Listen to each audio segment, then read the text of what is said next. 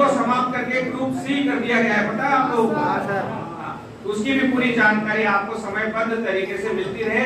और आपके प्रतिनिधि के रूप में सर ने कहा, सारण सर से मेरी बात हुई, उन्होंने कहा आप YouTube अगर ऑन कर लिया हो तो आप Gandhi TV GANDHI space TV Gandhi TV search करें, नंबर 1 पर जो चैनल आएगा सबसे ऊपर उसको क्लिक करें, आपके इस भाई की शक्ल उसमें नजर आएगी। भाई आ गई आ गई। तो जो लोग सब्सक्राइब करना चाहते हैं सब्सक्राइब करें, लेकिन जो लोग नहीं करना चाहते हैं वे समय समय पर देखते रहें ताकि आपको भी सही सूचना मिल सके। तो हम लोगों की जिम्मेदारी बढ़ गई। तो जब हमारी जिम्मेदारी बढ़ गई तो जब यहाँ कोचिंग स्कूल कॉलेज नहीं खुल रहे थे तब सारंग सर के साथ सर लोगों के साथ 21 दिन उस सड़क पर हमने आंदोलन किया। उसके बाद 3 दिन आमरण अनशन किया। उसके बाद रीट की जो परीक्षाएं रद्द करवानी थी उसमें हमारी गिरफ्तारी हुई। उसके बाद जो level 1 grade first grade second का जो मामला था उसमें भी हमने महत्वपूर्ण भूमिका निभाई। उसके बाद आप लोगों की लड़ाई लड़ते हुए इसी सामान्य के इन्हीं महान कोचिंग संचालकों के साथ हमने सरकार पर दबाव बनाया और हम लेकर आए कोचिंग नियामक आयोग। और उस आयोग का ही कमाल था, वो दबाव का ही कमाल था कि आज 39 पुलिस अधिकारी और पुलिस कर्मचारी अलग से एसओजी में एसटीएफ के रूप में संगठित हुए हैं। उनका काम सिर्फ पेपर लीक से संबंधित मामलों की जांच करना और उनकी धरपकड़ करना रहेगी। तो हम हर जगह पर लड़ रहे हैं क्योंकि हम भारत माँ की रक्षा कर रहे हैं, भारत माँ की सेवा कर रहे हैं। ऐसे में आप सब भी भारत माँ के बेटे और बेटियां हैं। तो आप लोगों के भविष्य के लिए हम अगर लड़ेंगे तो हम देश का भविष्य मजबूत कर पाएंगे। इसी की सोच के साथ लगभग देश भर की लगभग 20 YouTube चैनल और बहुत से सैकड़ों कोचिंग संचालक और लाखों अभ्यर्थी मिलकर पूरे देश में संघर्ष कर रहे हैं। और संघर्ष का परिणाम है कि सरकारों ने लगातार काम करना शुरू कर दिया। उन्हें डर है कि अगर बेरोजगार एक हो गए तो हमारी सरकारों को हिला फेंकेंगे, क्योंकि बेरोजगार तख्ता पलटने में माहिर रखते हैं। हमने कहा सरकार से कि हमें इन बेरोजगारों की आवाज को आप तक पहुंचाना है। आप जल्दी से वैकेंसीज दीजिए, रेलवे में वैकेंसियों को नियमित कीजिए। तो रेलवे में हमारे जो आप कितने लोग हैं जो रेलवे की तैयारी कर रहे हैं? काफी सारे लोग हैं। तो सब लोग जानते होंगे सीसीए और नॉर्मल कैंडिडेट ये 2 कैटेगरी है, दोनों को एक कर दिया गया है। सीसीए का मतलब जो आईटीआई पास करके आता है, जो अप्रेंटिस होता है, जो ट्रेनिंग लेना होता है, उस ट्रेनिंग ले रहे बच्चे को 20% कोटा आप लोग जो कंपटीशन करके जाओगे उसमें से दिया जा रहा है।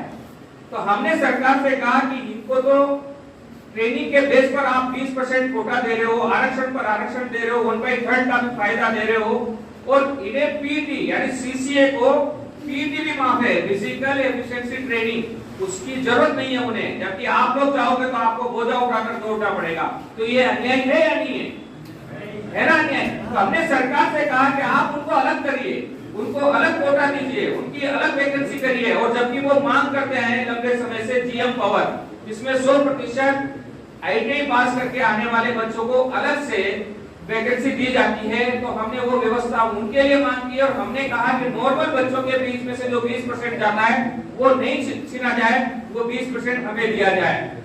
पहली मांग। दूसरी मांग ये है कि हमने कहा कि जो वैकेंसी आज तक करीब लगभग 4 साल हो गए, कोरोना काल से पहले से ही ये वैकेंसी आनी थी, अभी तक नहीं आई है, बच्चे इंतजार कर रहे हैं। सबसे बड़ा जॉब प्रोवाइडर है रेलवे, सबसे अधिक रोजगार यहाँ दिया जाता है, तो दबाव आ रहा है। तो आप जल्दी से जल्दी रोजगार दें। तो मैं माननीय प्रधानमंत्री नरेंद्र मोदी और माननीय रेल मंत्री अश्विनी वैष्णव की तारीफ करना चाहूंगा। उन्होंने 1.5 साल पहले आदेश दे दिए कि रेलवे में लगभग 4 लाख वैकेंसियां हैं। आई नहीं आई, किसी को ध्यान आया? 1.5 साल पहले प्रधानमंत्री जी ने आदेश दे दिए कि हम लेंगे, लेकिन क्या हुआ? नीचे निकृष्ट और निकम्मे अधिकारी बैठे हैं। वे प्रधानमंत्री की चाहत का भारत बनाने में सहयोग ही नहीं करना चाहते। वे खाली रखते हैं पोस्टों को और उनको ट्रांसफर से भरते हैं, लाखों रुपए कमाते हैं। तो हमें मजबूरन आंदोलन की राह पकड़नी पड़ी और आज आंदोलन की राह पकड़ते हुए विसंगतियों को लेकर और जल्दी वैकेंसी लाने के लिए और समयबद्ध वैकेंसी लाने के लिए और तमाम लोगों के अधिकार बेरोजगारों के, चाहे वो नॉर्मल अभ्यर्थी हो, सीसीए हो, डिप्लोमा सीसीए हो, या 408 का कुछ मामला है वो हो, छोटी छोटी जो दिव्यांग छात्र है उनकी समस्याओं हो, सभी समस्याओं को लेकर हमने आंदोलन छेड़ दिया।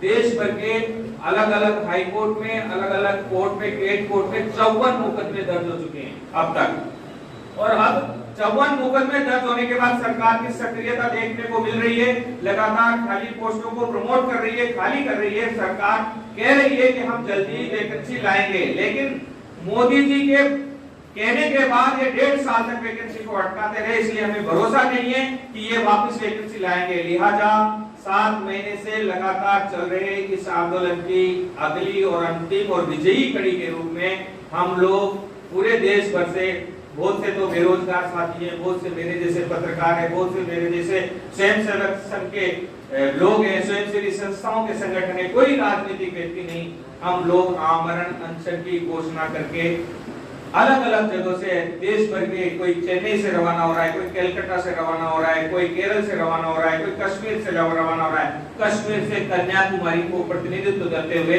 जलियांवाला बाग में आमरण अनशन के लिए रवाना हो रहे हैं। और हम सौभाग्यशाली समझते हैं कि सर का फोन आया, सारण सर का, कि अनिल जी आप आइए, आप हमारे बच्चों के लिए संघर्ष कर रहे हैं, तो आप आइए, आप हमारे बच्चों को कुछ समझा के जाइए और हमें बताइए क्या करना है। तन से, मन से, धन से, हर प्रकार से हम आपके साथ हैं। तो गुरुओं का इतना कहना ही बहुत बड़ा आशीर्वाद होता है नहीं होता है? गुरुओं के पास आशीर्वाद बहुत तगड़ा होता है। तो हमें वो आशीर्वाद सारण सर की तरफ से मिल चुका है। और इसके अलावा किसी को कोई प्रश्न हो तो वो हाथ खड़ा करके पूछ सकता है।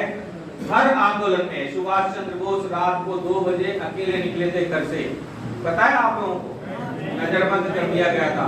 एक अटैची थी, उसमें कुछ नक्शा था, नक्शे, उस समय ये मोबाइल वगैरह तो होते नहीं थे, तो उन नक्शों के आधार पर ही उन्हें जर्मनी तक पहुंचना था। सेना खड़ी करनी थी, खाली हाथ थे।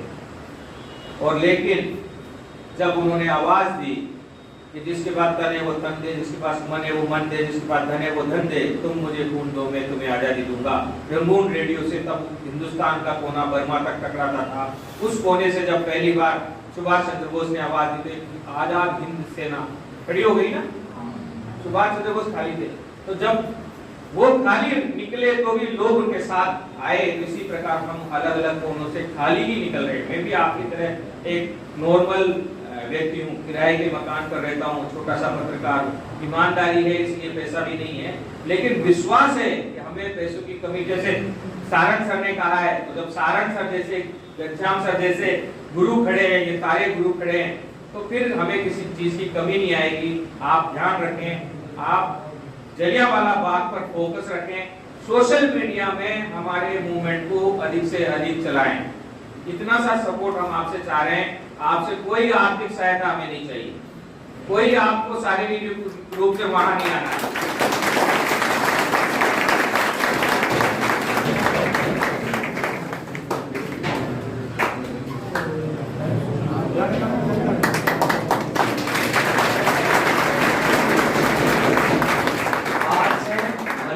जो अब रवाना हो रहे हैं जलियांवाला बाग हत्याकांड के लिए, तो अपने पूरे त्रिपली परिवार का है जो सहयोग रहेगा, वहाँ पर अनशन करेंगे, ठीक है। क्योंकि रेलवे के अंदर बहुत बेहतर रूप से घोटाला हो रहा है, तो वहाँ से अनशन का स्टार्ट करेंगे। तो अलग अलग कोने से लोग आ रहे हैं, ठीक है ना। तो अपन भी आज से ज्यादा संख्या में वहाँ पर पधारेंगे और वहाँ पर है जो अनिल जी पूरा कार्यभार वहाँ पर संभालेंगे।